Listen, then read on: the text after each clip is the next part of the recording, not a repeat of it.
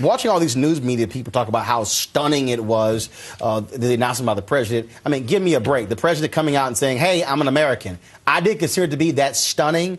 But what do you make of, again, the media's role in this drama, playing to the constant lies and hyping of Donald Trump? Look, Donald Trump is good copy. And, he has a lot to say. And even when lying. About to say, even when some of his stuff is not true, he's good copy. And what's interesting about that is that, look, the White House got very concerned about this for one main reason. It's because they looked at the polling data and independents started to say, oh, maybe there is something to this. And when independents started to say, oh, wait a minute, maybe there's something into this, that's when the White House got very, very concerned. And clearly independents are saying, well, wait a minute, maybe there's something into this, is because the mainstream media, Roland, to your point, brought this up. And the reason why the mainstream media brought this up, because Donald Trump made it an issue. But, Joe, it's stupid when you're constantly sitting here when it was debunked 3 years ago. But it wasn't. No, actually it was. Roland, No, one second. First of all, I also work at CNN. I know the reporting. It was very clear. The stories that were done that laid out the facts in detail where he was born, but folks still wouldn't accept it, Joe. Well, I think that's true. I mean, we were talking earlier in the green room where we're sort of entering a fact-free age where it doesn't matter what the actual facts are. It just matters whether or not somebody repeats it loudly enough, often enough, frequently enough, and gets on that news cycle. And gives you good ratings. And gives you good ratings, right. that it becomes sort of truth. And truth has no longer become what facts are. It's how many people believe it. But, my question is, I'm sorry, but, Tanner, I mean, outside of the media's role in this, let's take the mainstream media out of it. You've got Fox that's telling this story. What I find most disconcerting is that how many Americans actually question after seeing the short birth certificate, the live birth certificate, the long birth certificate, and then you turn on the television and you see these crazies pointing and saying something's been photoshopped into the birth certificate. I'm personally absolutely incensed that the president felt that he had to defend himself. The indignity of it is ridiculous. You have a news network, Fox, that ran 54 segments on this in the last month, basically. You have a group of people who believe it. You have Robert said, Trump makes good copy, so therefore he's news. That's the problem. It makes good copy, so therefore it's news. No, that's wrong. News should be true. Journalist's job is to inform the public, not let's make good copy, let's get ratings. A journalist's job is to bring out the truth. But I think it's to Joe's point, because here's what I find to be interesting. When you talk about this debate, Michelle, so we start from the premise that we know it's false. Right. But the discussion is there's still a debate. And you're going, wait a minute, time out. No, Robert. If I start from the premise that I know, look, we used to discuss Franklin Graham, okay? The president is on record as stating how I joined church. I walked down the aisle. I profess that Jesus Christ is my Lord and Savior.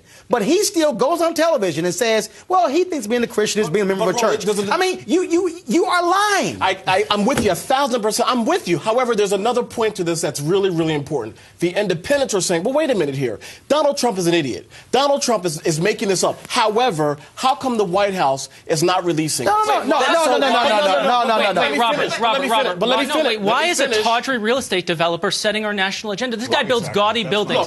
That's his only qualification for national office. That's what is making our country the laughingstock of the world. Only in the United States of America would a democratically elected black president have to go on television 2 years after being elected and say, I really didn't steal the election. I won the election by the majority of the popular vote and an electoral landslide. I am not a Muslim. I am truly an American. I belong in this office. I earned the right to the right to do this. And then what does he do? What does Donald Trump do next? He gets off the birth certificate issue and sort of implies that he went to Columbia and Harvard because he was an affirmative action baby. He graduated magna cum laude. Exactly. Let's skip that fact that you have a guy saying he's an affirmative action candidate. This is a guy who graduated magna cum laude from Ivy League schools. But here's what's really telling. When the president of the United States went into the briefing room and said that I was born in Hawaii, what did the mainstream media do? There was a split screen. There was the president of the United States on stage left, and on stage right it was Donald Trump. Donald Trump had a press conference. But I am making the point, Joe, and this is the most important thing. If I start a conversation that I know is a lie, I'm not having it. See, this is the problem. It's, okay, folks, we know this is a lie.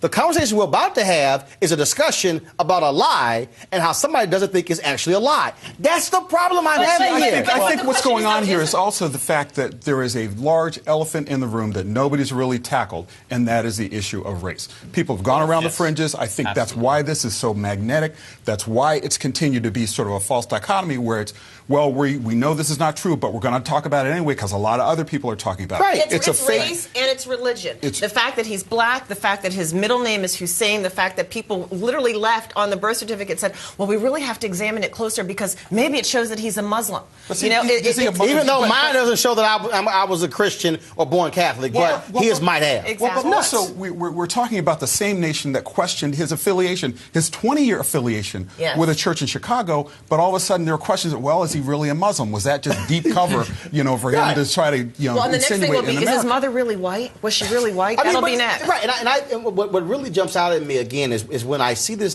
discussion and how folks, and I don't care if he makes good copy. Look, some of the craziest people in the world make good copy, but you don't keep putting nuts on the air and saying, oh no, but because he's a billionaire developer, which is really in question as well, whether he's a billionaire, that somehow gives him the legitimate authority to speak on it. No, this started as a lie. It was debunked 3 years ago, and we're still saying let's have a discussion. But to that point, but hold on. But I mean, I'm just asking somewhat of a rhetorical question. Why do you think major news networks started to cover this thing? No, I tell you why. Because the same reason Donald Trump became popular in the early '80s is when the New York Post and Page Six kept putting him in the newspaper because they understand, hey, sex sells. We know it's a celebrity culture, and that's what it is. It's celebrity culture, and it's also, again, I go back to that point. It's the irresistible temptation of race here. Because we're fascinated by it, we're repulsed by it, we're horrified by it. I'm reading a book now on the 1919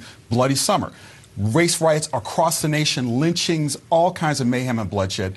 People were fascinated by it. You have thousands of people coming out to a lynching just to see what's going on. Right. And they were repulsed by it, knowing that this was horrifyingly happening in the greatest democracy in the world. It's the same paradigm, and it's echoed through the ages. It's echoing again. We haven't had a real conversation about race in this country. Eric Holder said it, we're a nation of cowards.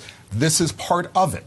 It's irresistible because people want to sort of feel and take it on, but they don't want to embrace it and tell honest truths about it. First of all, we're going to a break right now, but you know what's amazing? You bring it up, or Robert bring it up, or you bring it up, or I bring it up. All of a sudden, you're the angry black man or the angry black woman. Yes. Well, I'll bring it up, too. If you, right, but it shows, though. When Bob Schieffer did it, people said, hey, Bob was courageous for doing it. But if a black journalist had done it, meaning when he called Donald Trump racist. That double standard is totally if a black journalist had done it, all of a sudden we would say, you're playing the race card, and you're the angry black man or black woman.